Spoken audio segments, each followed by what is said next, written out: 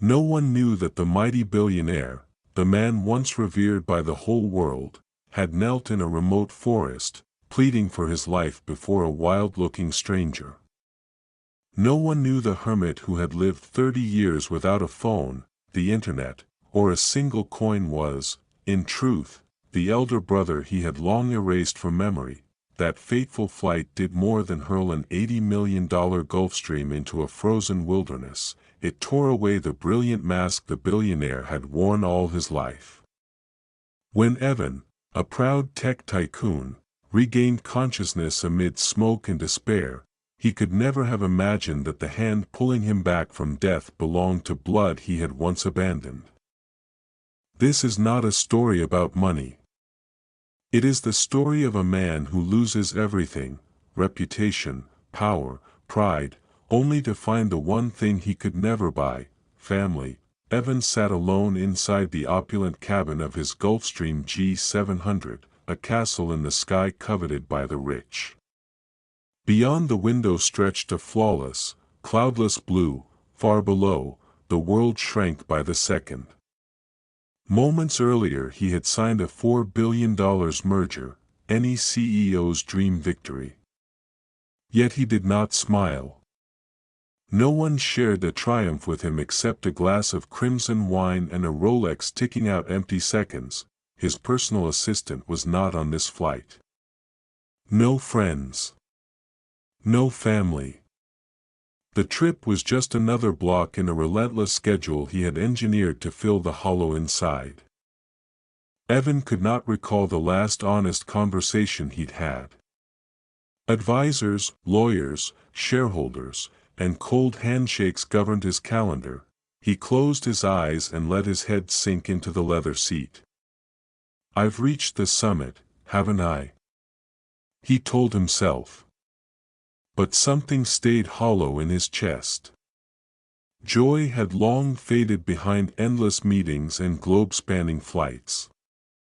As a boy he had dreamed of a small house by a stream, a vegetable garden, a family to come home to. Now all he owned was an endless sky and the drone of jet engines. "Would you like a meal, sir?" the flight attendant asked with a professional smile. Evan shook his head. He wasn't hungry. What he lacked was a sense of belonging. In his mind, his mother's words echoed, "Money can buy anything, Evan, but don't let it purchase your heart." He had scoffed then. Now the warning felt prophetic. He glanced at his watch, 3 hours to San Francisco. He sighed and tasted the wine. Then, a faint pop from the wing. Evan frowned. Something was wrong. The co-pilot stepped out and murmured to the attendant. Their faces tightened, a chill ran up his spine. The universe, it seemed, was winding up for a blow.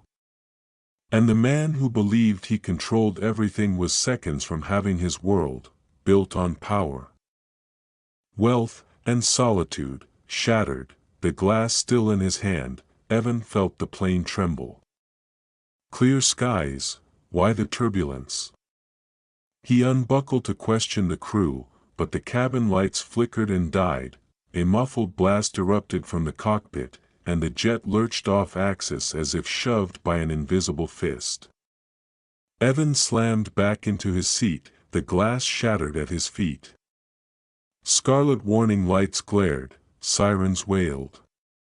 Outside, blue heaven vanished, replaced by boiling black clouds and lightning clawing at the fuselage. The attendant screamed for seatbelts. Evan obeyed, heart thundering. For the first time he felt small, helpless before a force no fortune could tame, nature. He heard the pilot's frantic call, "Engine 2 out. Request emergency landing." His chest constricted. Storms forewarn nothing, like life's losses, they come unannounced. He squeezed the armrest, eyes shut, whispering a plea he had never believed in, "Please.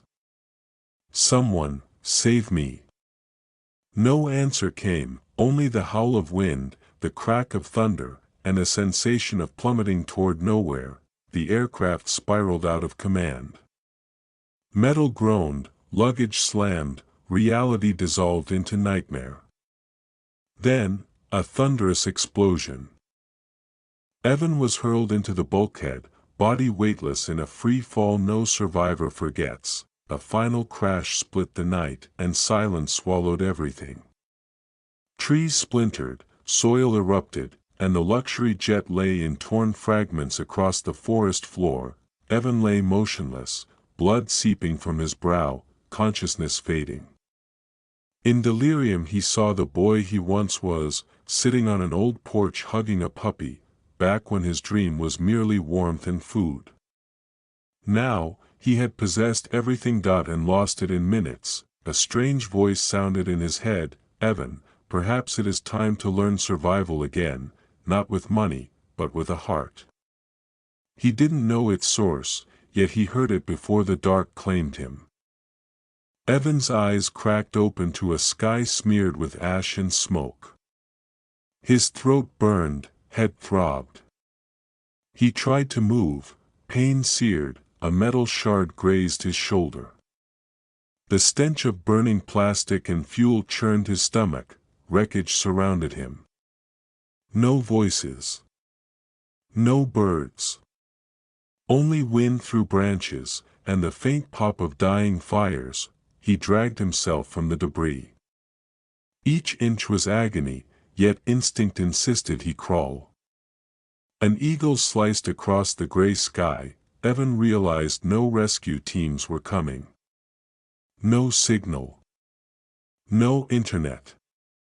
He was nowhere that belonged to his world. He rummaged for an emergency kit, finding only charred biscuits and an empty water bottle. No GPS. No compass. Nothing. He collapsed against a tree. For the first time, he felt so small he was invisible. No one knew where he was, no one searched, perhaps no one would remember if he vanished forever. Day crawled by. The sun rose and fell, leaving the jungle shivering at dusk. Evan hugged himself for warmth inside a suit now in tatters. That first night he heard beasts, wind, and, loudest of all, the inner voice he had silenced for decades: hunger. Thirst. Pain. Once problems of other people, they claimed his body and soul without mercy. He gnawed the last burnt biscuit and sipped dew from leaves. Every step trembled, every breath hurt, yet strangely, he did not want to die. He wanted to live, not for money, fame, or shares, but for something vaguer, a chance to start over, to thaw his frozen heart, to seek what was real. He thought of his father. Of a big brother who once shielded him, face forgotten, whereabouts unknown. Those memories glowed like embers in the dark. Evan looked up. A few stars pierced the thinning clouds. For the first time in years, gratitude stirred. He was alive. Night sealed the forest. Evan stumbled through the blackness, ready to collapse again, when a faint light flashed between dense branches. His mind reeled, illusion or hope. He pushed on, forgetting pain. Each gasp carried a fragile belief he was not alone. At last he saw a shabby shelter of hides and branches. Before it smoldered a low fire. A bearded man in animal skins sat beside the flames, face shadowed beneath a dark hood. Evan staggered forward, throat too raw to speak. The man turned, eyes deep as if they had witnessed 100 winters. Wordlessly, he reached out and steadied Evan's failing body. No questions. No speech. Only silent eyes and a hand clasping Evan's trembling arm, like an elder brother long lost, welcoming him home. When Evan opened his eyes again, the pain was still throbbing through his entire body. But what confused him the most wasn't the injuries, it was the face looking down at him. A man with long hair and a thick beard, as if he had been living far away from the world for decades. The man didn't say a word. He just stared at Evan with deep, penetrating eyes, as if he could read every chapter of his life. Evan was terrified, disoriented, unable to move. Yet instead of leaving, the man gently lifted him up, hoisted him over his shoulder, and carried him through the forest. Every step landed heavy on the damp forest floor. Evan didn't understand why he was still alive. There was no rescue helicopter, no emergency team, only this strange man, walking slowly yet steadily, as if he had been waiting for Evan for a very long time. He brought Evan to a small wooden hut, with smoke gently rising from the roof. The man said nothing the entire way. And yet, in that silence, Evan felt an inexplicable sense of safety, for the first time in years. After living among cold contracts and soulless numbers, Evan awoke to the soft crackling of firewood. He tried to sit up, but the aching all over his body forced him to lie back down on the rough straw mat. The smell of thin porridge rose from a small clay pot, making his stomach rumble. The man sat by the fire, stirring the porridge with quiet focus. When he saw Evan awake, he simply scooped a bowl and placed it in front of him. Evan looked at the steaming bowl and suddenly felt choked up. He couldn't remember the last time someone cooked something for him. In his world, where five-star chefs only served for money, unconditional care was a rare luxury. The first spoonful slid down his throat like rain on a desert. Not because of the flavor, but because of the humanity. The hermit still said nothing, just pushed a chair closer to the fire for Evan. In that moment, the chill of the forest, the loneliness, seemed to melt away into something Evan couldn't name, but he knew he had just been given a second chance at life. In pain, and desperate for answers, Evan asked the man countless questions. Why did you save me? Who are you? I'm a billionaire. I can repay you with anything. But the only reply was a soft nod and a calm sentence, you're still lucky. Evan didn't understand, how could surviving a plane crash and nearly dying be called lucky? The man gave no explanation. He just kept going about his work, tending the fire, chopping wood, cooking porridge, drying medicinal herbs. He never asked Evan about his identity, his wealth, or his purpose. And that, more than anything, left Evan bewildered. He, a man once chased and praised by hundreds for his power and money, was now just a nameless figure in the eyes of someone who needed nothing more than dry firewood and forest vegetables.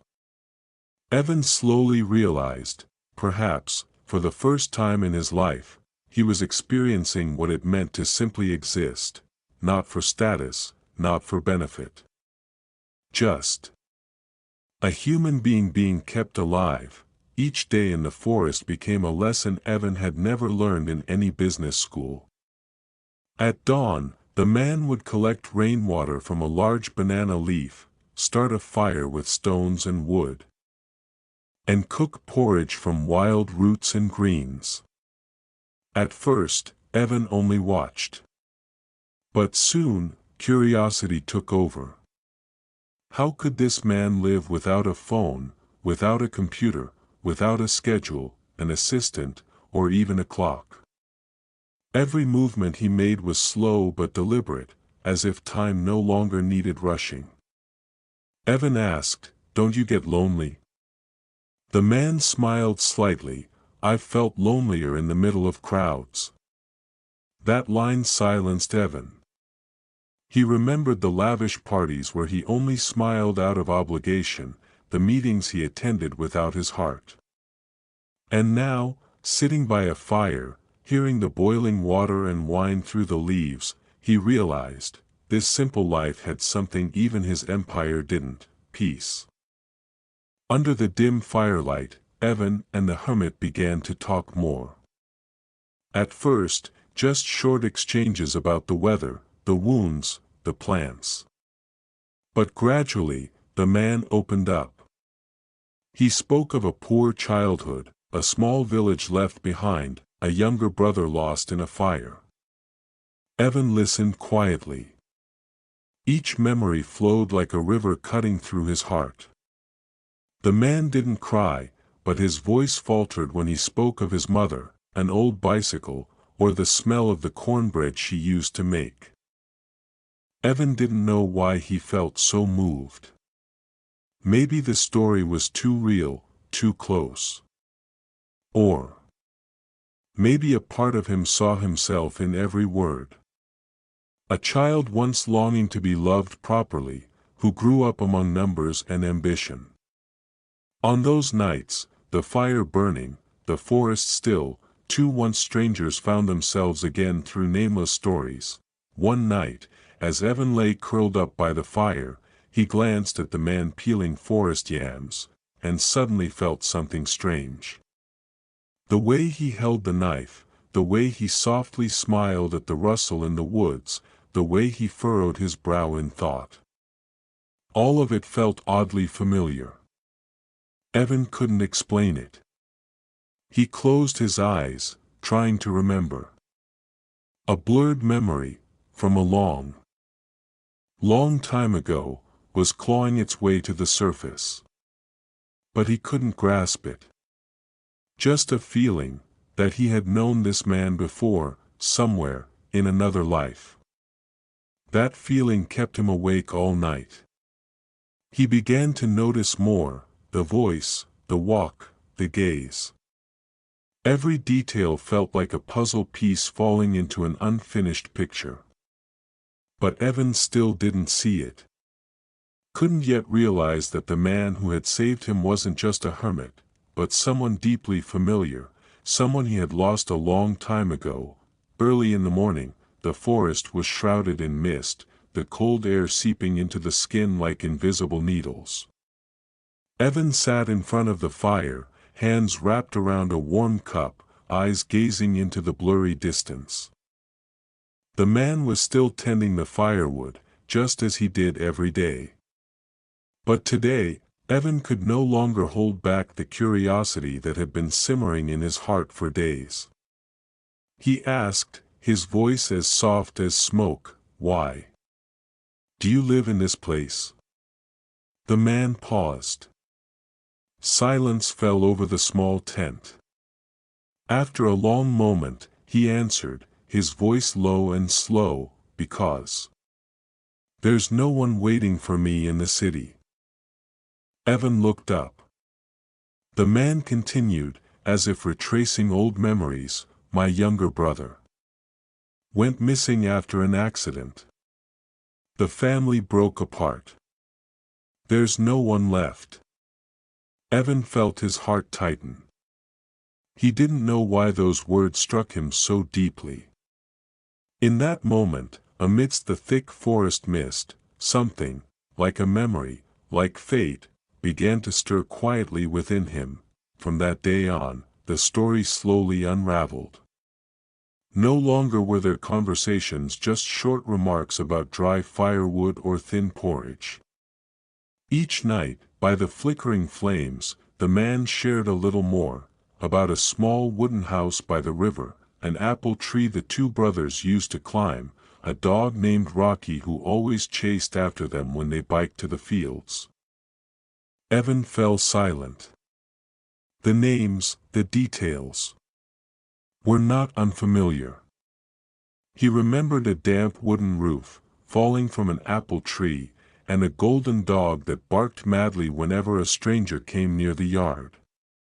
Each word from the man felt like a fragment of a long-lost photo album, one page after another, matching memories Evan thought he had forgotten forever. They talked about their mother's lullabies on rainy afternoons, about an old radio that played vintage songs, and the smell of corn cakes she used to bake on weekends. Neither of them cried, but every sentence pulled a thread from the past straight into the present. Then, Evan began to tremble, not from the cold, but from a strange fear, that the unbelievable thing he had felt deep inside might actually be true. One night, as the man laughed while recounting mischievous games with Rocky, Evan suddenly sat upright. "Rocky?" he repeated, his voice hoarse. "A golden dog, with droopy ears. He used to dig holes in the corner of the yard to hide bones." The man looked surprised. "Yeah. That's right. You knew Rocky." Evan didn't answer immediately. He clenched his hands, heart pounding. A flood of memories crashed into him: sunny afternoons stroking Rocky's back, his mother's laughter echoing from the porch, and an older brother always pulling Evan away from the pond. Evan whispered, almost in disbelief, "Rocky was my dog. When I was little." They stared at each other. In that instant, time seemed to freeze. What once were vague suspicions now stood as clear as the sun behind the fog. They both knew. This was no coincidence. Something much bigger was beginning to reveal itself. The man said nothing. He stood, walked to a corner of the tent, and took out a small, faded notebook. He opened it to the middle page, pressed between two clear plastic sheets. Inside was an old photo, its edges worn, its color faded. Evan took it, heart nearly stopping. In the photo were two boys, one older, one younger, hugging each other in front of a wooden house. The younger boy was him. That innocent face, those big eyes, that carefree smile. Unmistakable. Evan gasped, "That's me." "And the other boy is you?" The man nodded. "I've kept that photo for over 30 years. After the accident, I searched everywhere for you. But no one knew where you were. Then one day, I gave up and came here to live." Evan's hands trembled as he held the photo. All those years, all those titles, all those accomplishments, none of them compared to that moment. The photo wasn't just proof. It was a doorway to a stolen childhood. Words caught in Evan's throat. He couldn't speak. He looked at the man, who had cared for him these past days, who quietly lit the fire each morning, cooked porridge each night. And then, in a breath, he asked, Are you my brother?" The man didn't answer immediately. His eyes reddened, lips quivered, and he simply nodded. No more words were needed. Evan stepped forward and embraced him. In the depths of the forest, in a silence broken only by wind and birdsong, two men, once strangers, held each other like children finally returning to their old home. Their tears flowed, unstoppable. Tears of regret, of joy, of years lost and finally found. Evan no longer needed fame, jets, or millions. He needed only this moment. One embrace. One truth. One brother. That night, they sat together for a long time. No longer a billionaire and a hermit. Just two brothers, telling each other about the years they had lost. Evan spoke of the orphanage he grew up in, of the loneliness of growing up unprotected. His brother spoke of his search, the letters that went unanswered, the despair of believing his brother was gone forever. It turned out, the accident had separated them. His brother was taken to live with relatives, while Evan, still too young, was placed in an orphanage since no one could confirm his identity. The family had fractured, lost touch, and fate had led them down completely different paths, and yet, miraculously, blood never forgets. It may be buried, forgotten, hidden beneath 1,000 layers of fate, but on the most unexpected day, after a crash that seemed like the end, it returned, whole. Evan clutched the photo, his eyes shimmering with hope. "Let's start over, brother." His brother smiled and nodded. And the fire in their hearts, after 30 long years, burned bright once more. After days of being cared for, Evan began to feel something strange within him, not the restlessness or urgency he used to carry back in the city. Instead, there was a slow, peaceful sensation creeping into every cell. He decided not to rush back to that noisy life, not to hurry back to the place he once thought was home but was, in truth, filled with loneliness. The forest, with its birdsong, the sound of the stream, the wind rustling through the leaves, had taught him how to breathe more deeply, more slowly. Each morning, when sunlight filtered through the canopy and warmed the earth, Evan realized he had spent too long trapped in the whirlpool of money and pressure, forgetting how to slow down, how to savor each precious moment.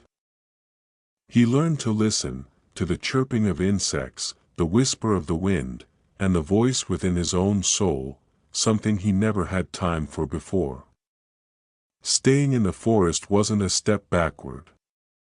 It was a healing journey, a way for him to find himself again. On the first day, the two brothers ventured deeper into the forest, choosing a flat piece of land near a stream where sunlight still pierced through the trees. They laughed together, cutting small trees, catching each other when branches fell unexpectedly. Evan realized that for the first time in years, he felt like a real child, joyful, carefree, no longer burdened with the weight of responsibility. His brother taught him how to make the floor, build a wooden frame, and construct walls using the simplest materials. They lit a fire and cooked together like little boys after a long day of play. The house had no neon lights, no television, but it was full of warmth, of love, closeness, and familial affection. Evan began to understand that happiness wasn't about outward glamour but about these simple moments shared with loved ones, a smile, a story by the fire, a glance that said everything without words. His brother wasn't just family, he became a teacher in the art of survival. He taught Evan how to identify medicinal leaves to treat small wounds or headaches. They went fishing together in the stream, not with rods or nets, but with bare hands. Evan failed many times, his hands freezing, fish slipping away right in front of him, but his brother always encouraged him with patience. He also taught Evan how to distinguish between poisonous mushrooms and edible ones, something that seemed simple but was crucial. Each lesson was a reminder: survival doesn't depend on money, but on knowledge, patience, and humility. Evan was deeply moved by this simplicity, this raw, invaluable wisdom.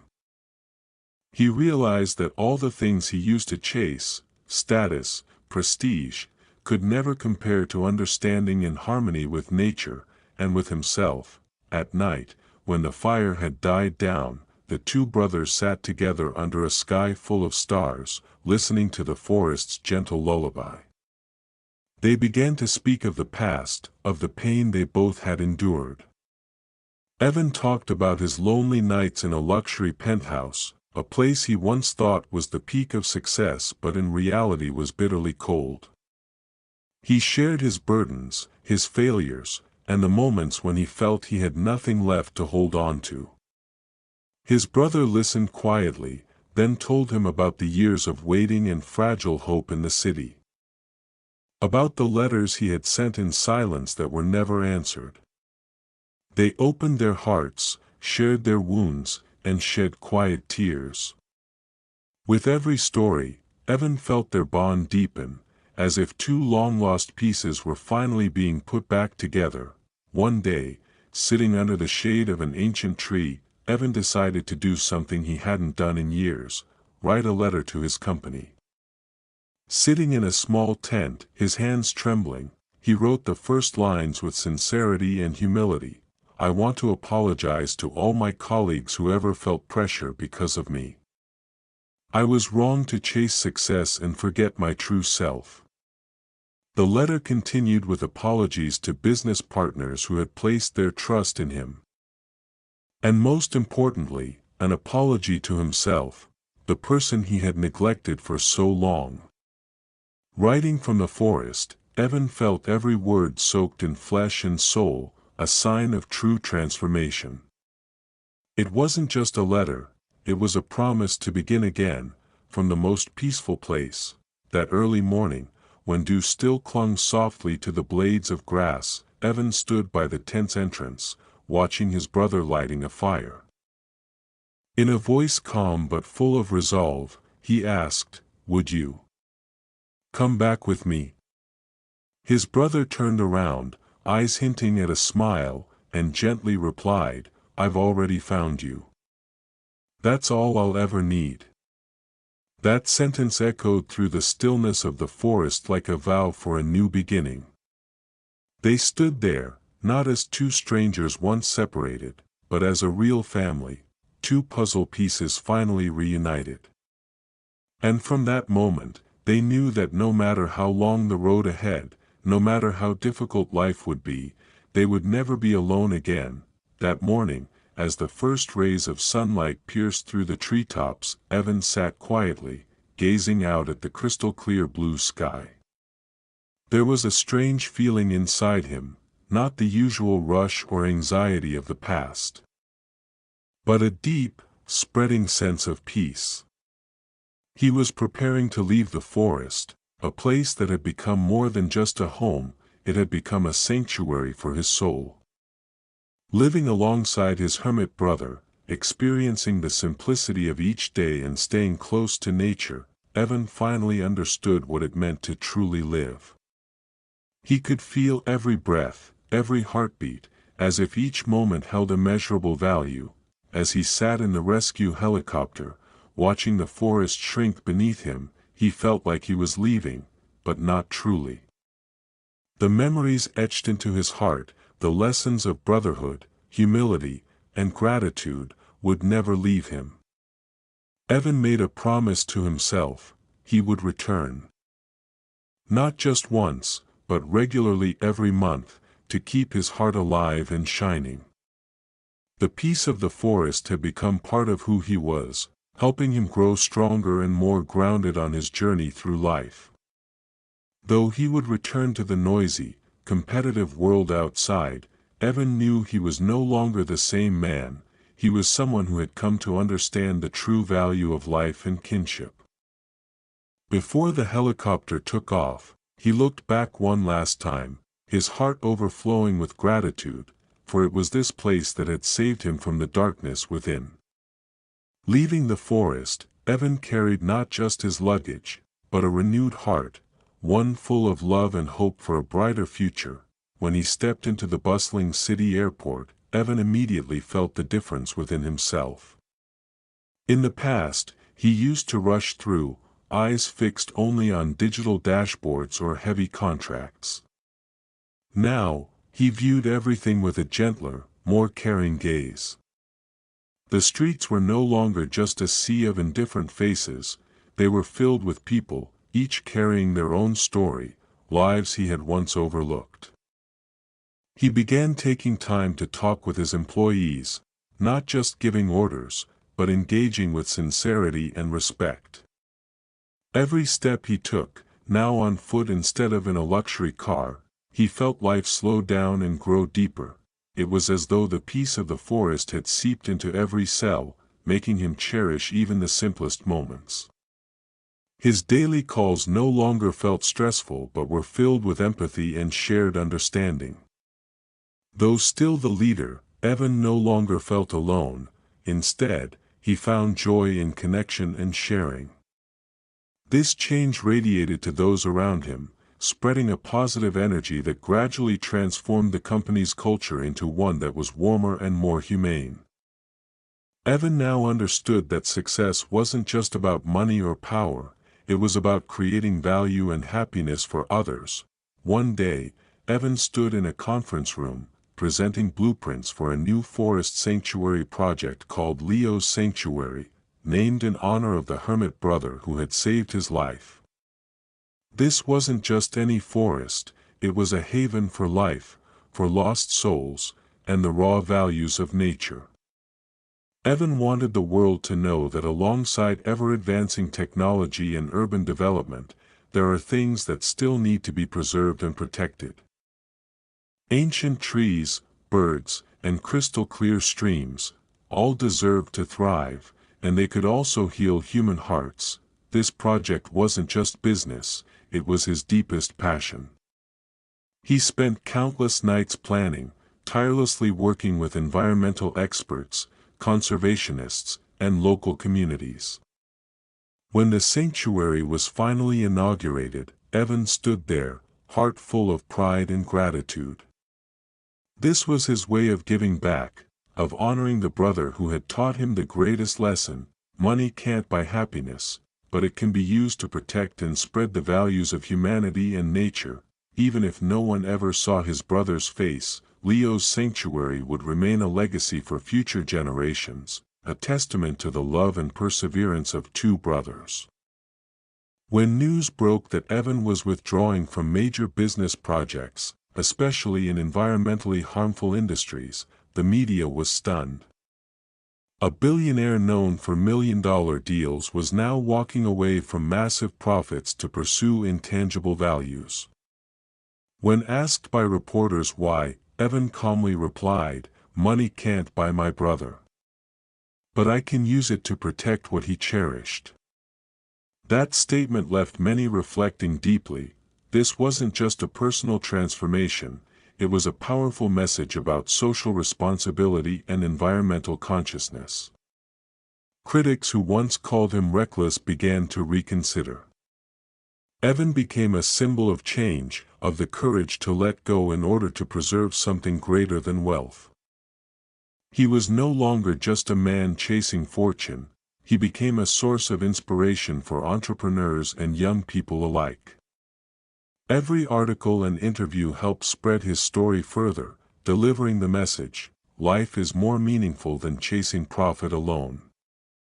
Though he had returned to modern life, Evan kept his promise to his brother. Every month, they reunited in the beloved forest. Their time together was no longer about business or strategy, but simple, heartfelt moments. The two brothers grilled fish over a campfire, shared laughter, and spoke of life's joys and sorrows. No phones, no internet, just the rustling of the trees and their laughter echoing through the vast wilderness. In those moments, Evan discovered the true meaning of family, not complicated social relationships, but genuine connection and presence. His brother, though reclusive, was his greatest companion. And Evan, with a changed heart, knew he was never alone again. Brotherhood had become the strength that carried them through all challenges, their refuge amid life's chaos. In those days, the green forest wasn't just a shelter, it was the sacred place where two souls were healed and matured. After all he had experienced, Evan decided to write his story in a book titled "The Man Who Saved Me Was My Brother." It wasn't just about a billionaire and a reclusive brother, but a journey of rediscovering oneself through hardship and forgiveness. As he wrote each line, Evan remembered the difficult days and the deep, simple love of the brother who had saved him in body and soul. The book quickly became a phenomenon, not because it told the story of a rich man, but because it carried a powerful, human message. Many readers found empathy, the motivation to change, and a renewed appreciation for what truly mattered. Evan received thousands of letters from people who had once felt lost, hopeless, but found new strength through his story. The book wasn't the end, it was the beginning of a new journey, one that celebrated family, love, and gratitude.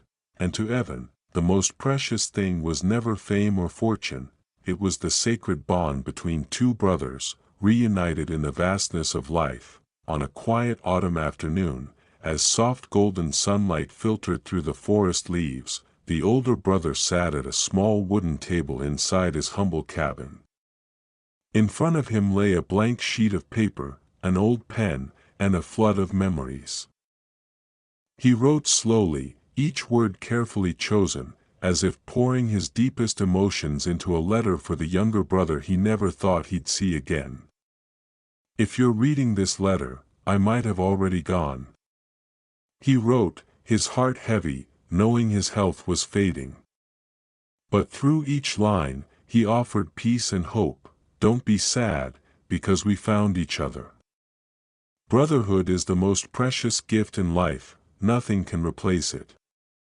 He gently folded the letter, placed it in a small box, and buried it beneath the old tree where the two of them used to sit and share stories. It was the final message he wanted to leave for Evan, a priceless spiritual gift, a guiding light for the days ahead.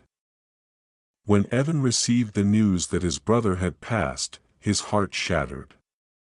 Sitting in the spacious living room of his home, tears streamed down his face uncontrollably.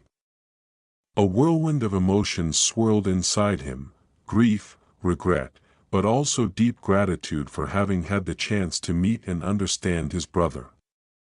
Unable to bear the city's noise and chaos, Evan returned to the forest, the place filled with sweet memories and the final moments he had shared with his brother.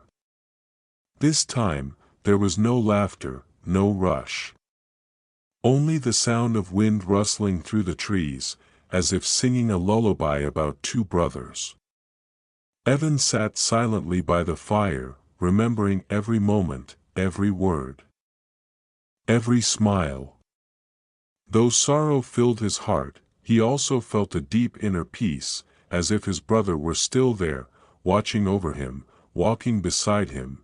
The next day, Evan brought a large wooden plank he had prepared earlier, along with a chisel and hammer.